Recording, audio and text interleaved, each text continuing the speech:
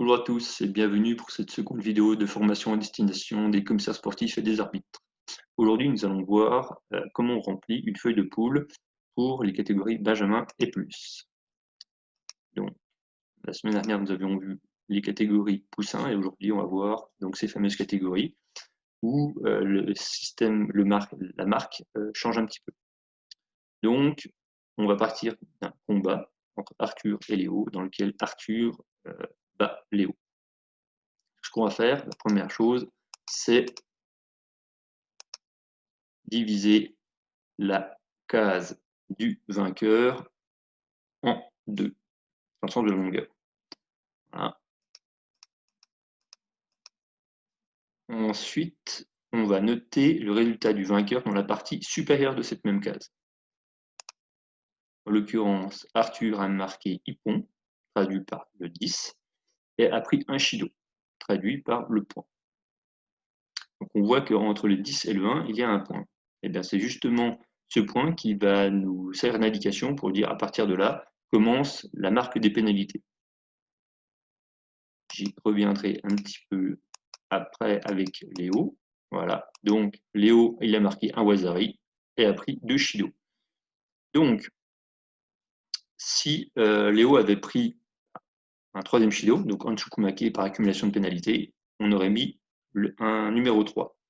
Si Léo avait fait un geste technique interdit, il aurait pu être sanctionné par un Tsukumake qui l'aurait exclu de ce combat, mais qui lui aurait permis de continuer la compétition malgré tout. Donc dans ce cas-là, on aurait mis un H. Et s'il avait fait un geste contraire à l'esprit du judo, eh bien à ce moment-là, il aurait été disqualifié du combat et de la compétition, et à ce moment-là, on aurait mis un X. On peut aussi faire apparaître les marques A pour abandon, M pour médical et F pour forfait. Voilà. Ensuite, on va s'occuper de la case du perdant. Donc on va tracer 2 diagonales dans les coins de la case du perdant. Voilà. Et on va noter dans le triangle inférieur le résultat du perdant. En l'occurrence, Léo avait marqué un Wazari, ça se traduit par 1, 1. Voilà. Donc, encore une fois, rien de compliqué là-dedans, si ce n'est qu'il faut faire attention et pas se tromper. Donc, pour gagner un petit peu de temps, j'ai simulé 2 poules. Voilà. Encore une fois, les couleurs, c'est à titre purement pédagogique. Et vous voyez qu'à chaque fois, on aura ce type de marque.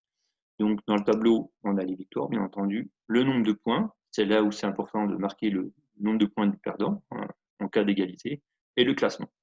Ensuite, nous avons une montée en tableau, tout ce qui est le plus classique, hein, un premier de chaque poule qui affronte le deuxième de chaque poule, voilà, en l'occurrence. Et ensuite, on a ce qu'on appelle la consolante, qui est ce qui se voit surtout dans les tournois club, les compétitions de club, et pas trop dans les phases départementales. Des phases départementales ou compétitions, on va dire, ou animations officielles. Voilà. Donc, encore une fois, c'est très simple. Il faut simplement être rigoureux, ne pas se tromper. Et c'est ça qui fera de vous un bon commissaire et un bon arbitre aussi, parce qu'un bon arbitre doit savoir comment ça fonctionne un tableau ou une feuille de poule. Voilà. Donc, j'en ai terminé pour aujourd'hui. Donc, j'espère que cette vidéo vous aura plu. Et on se retrouve prochainement pour une nouvelle vidéo, certainement concernant les montées en les tableaux et les tableaux de repêchage. Voilà. Je vous souhaite une bonne journée à tous et un bon dimanche.